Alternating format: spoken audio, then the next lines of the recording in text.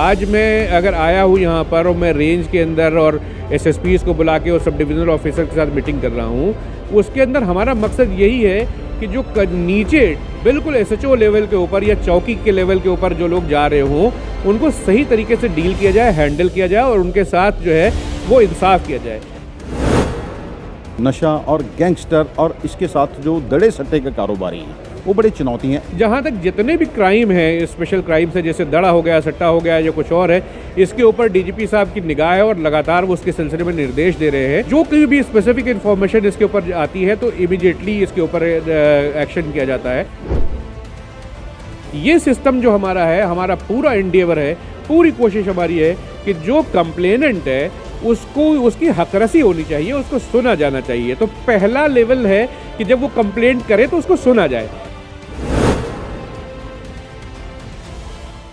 Punjab police की ओर से online complaint portal शुरू किया गया है, single window system, public grievances division Punjab police. इसके लिए देखिए आज तमाम पुलिस अधिकारियों की बैठक भी बुलाई गई है।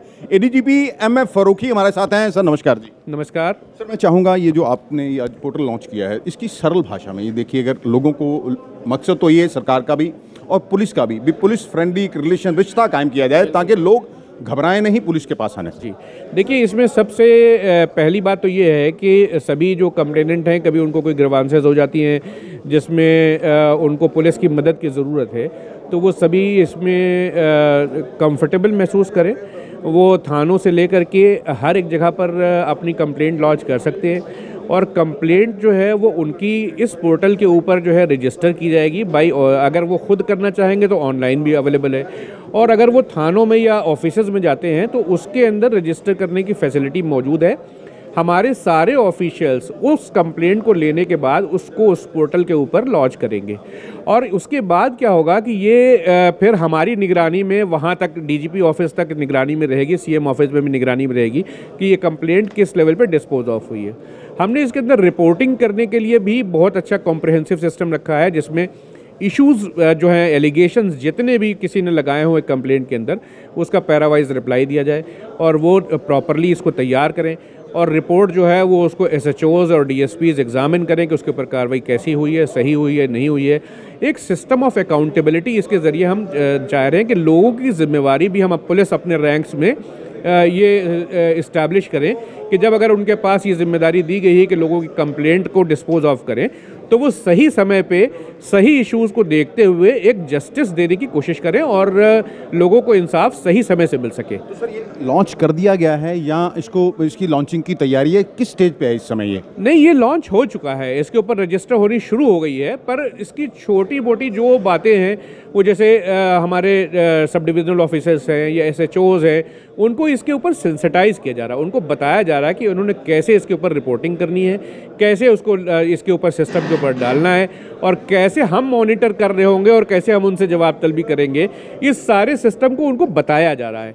तो इसमें हम कोशिश कर रहे हैं कि हमारे थाने लेवल तक का स्टाफ जो है वो इसके ऊपर जानकारी इसको हासिल हो जाए, ताकि अगर कंप्लेनेंट कभी आए कोई तो उसका हरासमेंट ना हो, उसको सही तरीके से डील किया जाए, उसकी कंप्लेंट जो है वो टेक केयर की जाए। सर, आमतौर पे सर देखने में आए कई बार क्या होता है कि थाने में बंदा जाता है, मैं तो आपको सच्चा इंसिडेंट बता रहा हूँ, बंदा जाता है कंप्लेंट देने के लिए तो उससे ये कहा जाता है, ये बंदे का क्या चाहता है, मेरे को एक ये कंप्लेंट रिसीव करो, मुझे उसका नंबर दे दो।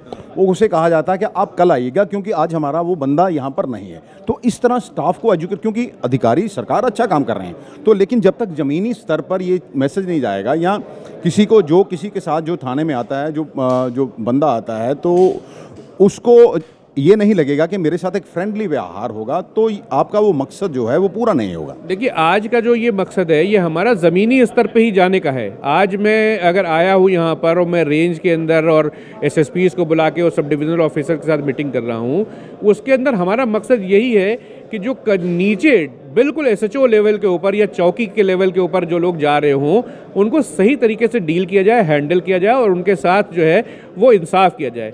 अगर वो थाने पहुंच रहे हैं या अगर मान लो किसी चौकी में पहुंच के वो कंप्लेंट दे रहे हैं, तो ये जिम्मेदारी होगी वहाँ पर मौजूद किसी भी ऑफिसर की कि उसको इमीडिएटली ले और उसके ऊपर कार्रवाई करे। अगर वो ऐसा नहीं करेंगे तो इसमें उनकी अकाउंटेबिलिटी भी फिक्स की जाएगी कि वो उन्होंने अपनी जिम्मेदारी पूरी क्यों नहीं करी। अच्छा सर, ये तो देखिए, मैं जो पहले चल रहे हैं 112 है या 181 है, लोग शिकायत करते हैं, तो ये एडिशन ऑफ दैट है भी। अगर मैं ये चाहता हूँ दर्शक जो हमें देख रहे हैं, तो उनको एक सरल भाषा में आप मैसेज दें, बताएं कि किस तरह अगर हर बंदा कोई ना कोई बंदा पहली बार थाने जरूर जाता है।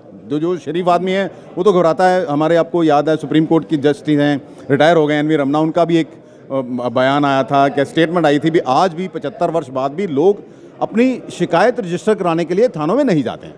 देखिए, ये बात बहुत हद तक सही भी है कि अभी हम अकाउंटेबिलिटी के उस लेवल के ऊपर नहीं हैं, और मुझे इसको एडमिट करने में कोई मतलब गलत बात नहीं महसूस होती है। लेकिन हमारा एफर्ट ये है कि जब थाने इस हद तक रिस्पॉन्सिबल बनाए जाएं, अकाउंटेबल बनाए जाएं कि वहाँ पर जब लोग जाएं तो अपने आप को फ्रेंडली महसूस करें। हो सकता है आने वाले दिनों में हम ये भी इंश्योर करें कि वहाँ पर काउंटर क्रिएट कर दिए जाएं, जिसके ऊपर जो है एक बंदे बैठे हों, जो कंप्लेनेंट आ रहा हो उसको सुने, उनकी बात को देखें और ख़ुद रजिस्टर करें, ताकि ये वाली कंप्लेंट कि कोई आया थाने में और उसको वापस भेज दिया गया, इस तरह की बात ना हो। एक कॉरपोरेट कल्चर हो जिसके अंदर काउंटर बने हों और लोग महसूस करें कि वहाँ जब जाते हैं तो उनकी बात सुनी जा रही है। तो हो सकता है आने वाले दिनों में जो भी थाने हैं उसके अंदर हम इस तरह के काउंटर्स भी क्रिएट करें और उनको अकाउंटेबल बनाएं। ये सिस्टम जो हमारा है, हमारा पूरा एंडेवर है, पूरी कोशिश हमारी है कि जो कंप्लेनेंट है उसको उसकी हकरसी होनी चाहिए, उसको सुना जाना चाहिए। तो पहला लेवल है कि जब वो कंप्लेंट करे तो उसको सुना जाए। जैसे अब 112 या 181 जो है वो उसके ऊपर इमीडिएट किसी को अगर रिस्पॉन्स करने की ज़रूरत है तो वो उसके ऊपर कंप्लेंट कर सकता है। पर हमारा जितना सारा पूरा कंप्लेंट मैकेनिज्म है वो मर्ज करके इसी एक पोर्टल के ऊपर आएगा आने वाले दिनों में। जो हमारा ब्यूरो ऑफ इन्वेस्टिगेशन है वो भी, या NRI विंग, या जितनी भी कंप्लेंट के पोर्टल्स जितने सारे वहाँ पे होते हैं वो सारे के सारे इसी एक में मर्ज करेंगे। सर देखिए, अच्छा काम है, अच्छा प्रयास है पुलिस का, लेकिन क्या इसमें इस तरह का सिस्टम हो सकता है जी, कैटेगराइज कर दिया जाए, जो भी आदमी कंप्लेंट करता है उसकी कैटेगराइजेशन हो जाए और डिस्प्ले कर दिए जाएं भी इस कैटेगराइज की जो कंप्लेंट है वो 10 दिन में, 5 दिन में या 2 दिन में सॉल्व हो जाएगी। अगर 2 दिन में या जो भी आप टाइम फ्रेम करेंगे फिर उसकी सॉल्व नहीं होती या सुनी नहीं जाती है तो वो सीनियर अधिकारी को इस नंबर पर या इस जगह शिकायत कर दे। वो देखिए, इस सिस्टम के अंदर हमने ये रखा हुआ है कि जब कभी भी टाइम बाउंड कोई इंक्वायरी होगी तो उसके सिलसिले में अगर वो टाइम क्रॉस हो जाता है तो देन वो अपने आप ही हमारे सिस्टम पर रिफ्लेक्ट करने लगेगी। देन सुपरवाइजरी ऑफिसर्स की ये जिम्मेदारी रखी जाएगी कि वो उस कंप्लेंट को जो एक सर्टेन लेवल से आगे चली गई है उसको देखें और ये इंश्योर करें, ये जवाब तलब करें नीचे के लोगों में कि भाई ये अपने टाइम से आगे कैसे चली गई है। कंप्लेनेंट को कॉल करें। इसमें हम एक सिस्टम ये भी करेंगे कि हम रैंडमली कंप्लेनेंट्स को फ़ोन करके उनसे पूछेंगे कि उनकी कंप्लेंट जो है वो डिस्पोज ऑफ हुई कि नहीं हुई।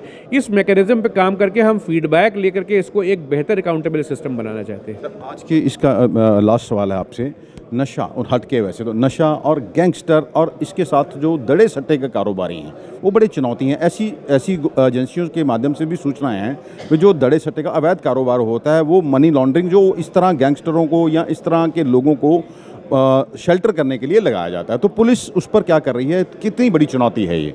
देखिए, इसके ऊपर दिशा निर्देश लगातार जारी किए गए हैं। गवर्नमेंट की तरफ से भी स्पेशल टास्क फोर्स जो है गैंगस्टर्स के खिलाफ बनाई गई है और उन्होंने रिसेंट पास्ट में बहुत ज़बरदस्त कामयाबियाँ भी हासिल की हुई हैं।